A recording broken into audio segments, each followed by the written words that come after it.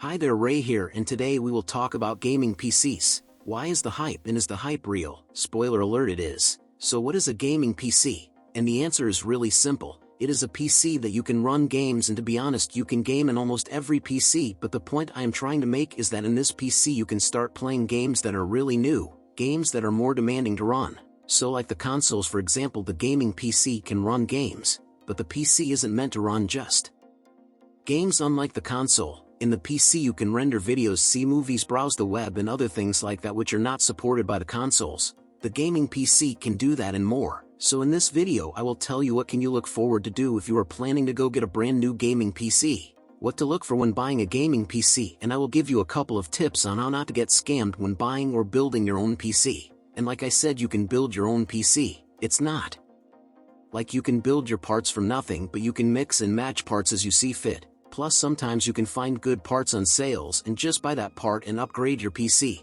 So unlike the consoles, you can build your own PC. There are millions of combinations that you can make when building a PC, which is not the case when you buy a console. First, you cannot actually build it, and second, you cannot upgrade a console. Okay, you can upgrade the storage, but that's as far as you can go, and there are not a lot of options to choose from. If you want the latest console, there are just a couple, and if you don't mind buying something older, then there are a couple more, but that's as far as the customizability of the console goes. And when we look at the PC here, like I said, you can mix and match whatever you want. But even here there are, in my opinion, two parts that need more attention when you are choosing what PC to buy and where to spend your PC budget, and there is the CPU and GPU. So what are the CPU and GPU? CPU stands for Central Processing Unit and the GPU stands for Graphics Processing Unit. And what do they do? So in simple words, the CPU is like the brain of your PC. So you don't want to cheap out in this part, but it's not the part you want to spend the most of your money at. That would be the GPU. But what is a good budget for the CPU? And I would say around $200 if your system is around $1,000. So you don't want the best, but with that price you can get something really good that was made in the same year you are buying the build. So always buy a CPU with a processor that is made in the latest year. And now let's move on to the GPU. Here's where the most of your money will go, because this is the part that determines the quality of your games and the frame rate that your games will run in. There are a couple more factors in play, but if you have a good CPU it doesn't matter that much. Now what CPU to go with? Well, if you are going with something cheaper and you are like a casual gamer, you can go with something older like a GTX 1660 Super, or if you want something more you can go with an RTX 3050. Both of them are cheap, and before you buy the GPU, check the performance, check what card is it relevant to, and see how it runs the games that you want to play. But if you are looking for a gaming PC, always buy a good GPU.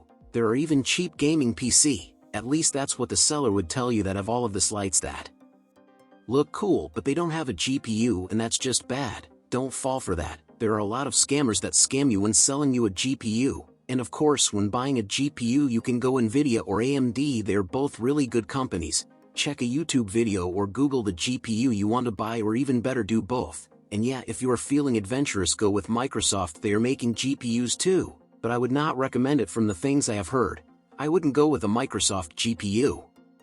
Now what is a gaming PC good for? And if you haven't noticed yet, it is good for gaming. That's first. If we compare its performance to consoles, it can be better or worse when it comes to games depending on what you spend. Let's be honest, a system that costs thousands of dollars is a lot faster and better than a console, but if you are spending about the same amount of money on the PC and on the console, in most cases the console is cheaper for the performance it provides. But when we look at the PC, it's not just a gaming system, and things here get a bit more interesting. Most people buy a PC for work. That goes from joining meeting on Zoom to rendering videos and stuff like that. So why is this important, I hear you say? And in my opinion, if you are going to spend a couple $100 on the system for it to do those things, you can spend a little more and just make it a gaming PC. Let's not forget the parts that you buy for your PC to be able to run games are not only for games.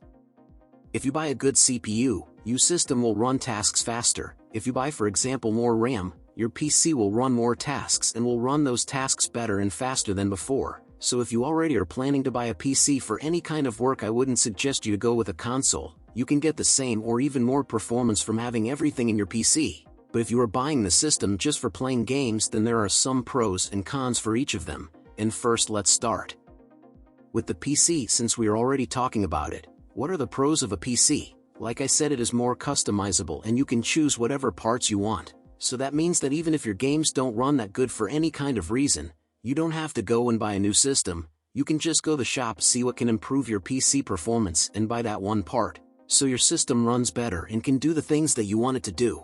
And like I said, it can do other things beside games. But I will leave it there, I don't want to repeat myself once more. So now let's see what are the pros of the console. First, it doesn't take as much work to set up. You just go buy it, connect it to internet into the display, and you are ready. Then installing and playing games is easier. When we look at the PC side, there are a lot of programs that you can install games from, and each program has its own different games. So depending on what game you want to install and can make you a bit angry.